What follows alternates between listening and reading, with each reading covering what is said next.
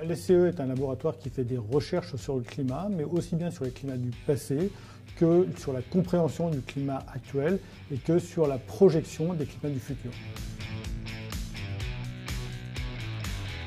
On est ici vraiment dans un laboratoire de recherche fondamentale, mais avec des forts impacts sociétaux.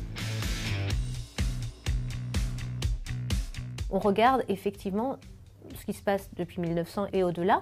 Donc il y a plusieurs archives qui sont les ternes d'armes par exemple qui permettent de reconstruire avec une assez bonne précision de la température, la précipitation au cours des derniers siècles. On a aussi des personnes qui vont étudier plus que le climat, l'environnement au niveau de l'atmosphère, donc le suivi de la pollution de l'atmosphère et aussi un suivi de la pollution en fait des eaux et des rivières.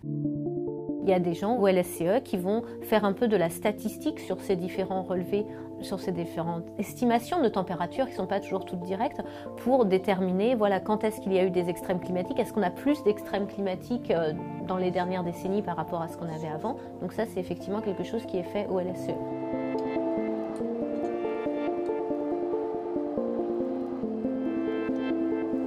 Avant 2000, il n'y avait aucun suivi des gaz à effet de serre, par exemple en France. Et donc nous avons maintenant une dizaine de stations qui mesurent minute après minute les concentrations de ces gaz à effet de serre. Ce flacon particulièrement revient de Pondichéry, où il a été préparé l'année dernière en Inde.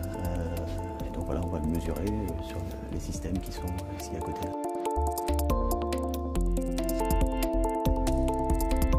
Pour moi, c'est essentiel d'avoir cette expertise scientifique de premier plan, avec des experts reconnus et tout un matériel vraiment reconnu, et puis le lien avec la société, avec les préoccupations actuelles sur climat et environnement.